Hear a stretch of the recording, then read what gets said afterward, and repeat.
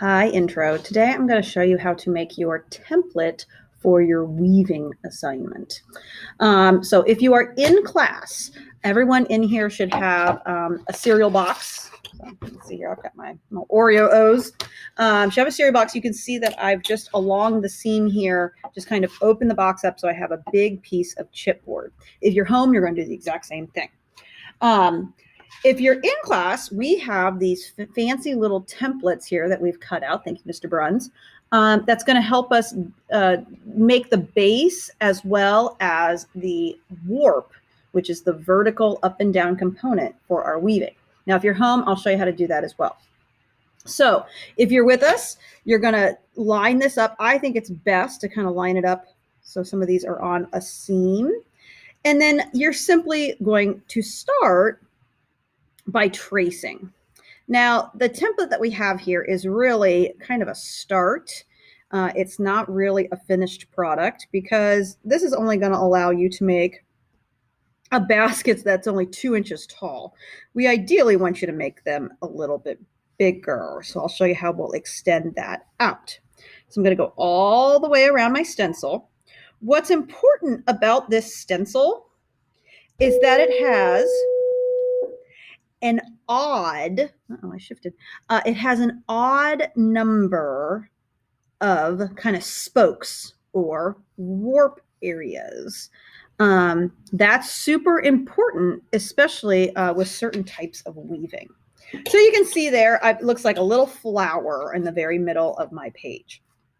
So then what I'm going to do, I want to keep the petals, but eventually I'm going to cut out all the negative space.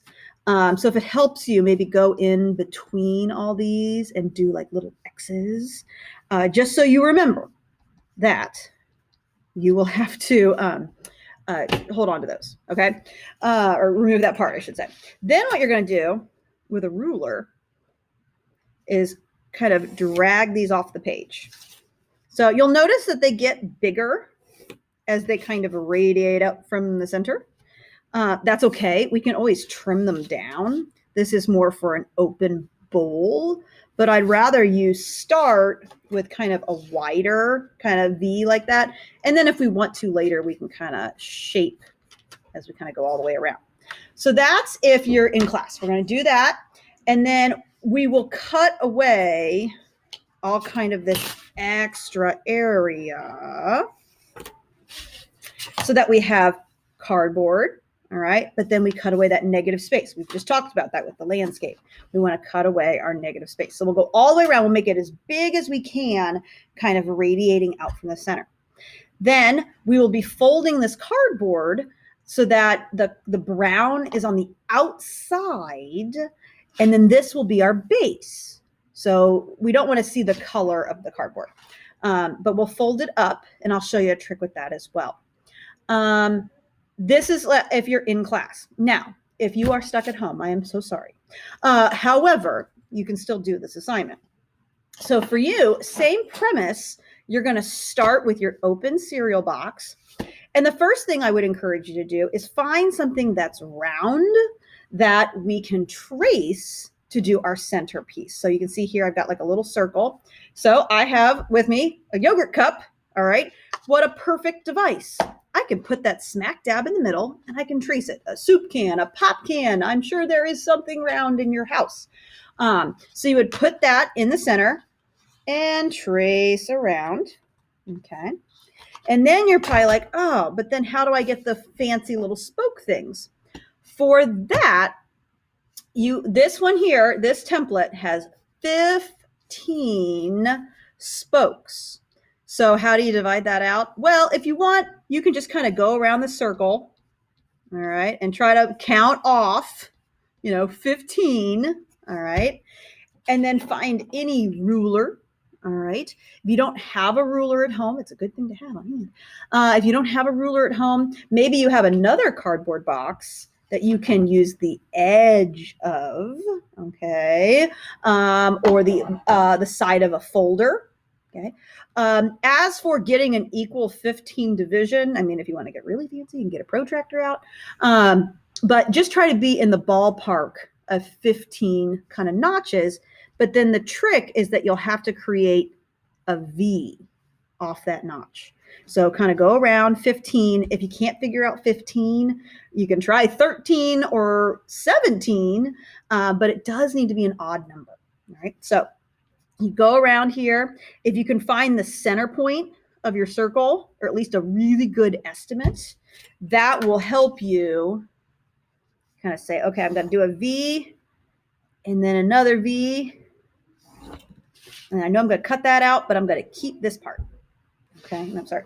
I'm going to cut that out, but I'm going to keep that. So just make sure when all is said and done, that you have an odd number of cardboard pieces. Okay. Then once you get it all drawn out, and feel free to send me a picture so that we can make sure you have it drawn out correctly. But just like in your landscape, I said, it does help you just mentally X out the parts you don't want. So then I'll just take my scissors. Hopefully you have access to scissors even if you're home. And I'm going to go right up to the circle there. I'm going to come over here. And I'm going to remove this. But keep that cardboard. Keep that part of the cardboard. And then I'll just keep going all the way around. And don't worry if the ends of your cardboard are uneven or one side's taller than the other. We will figure that out, folks. Okay.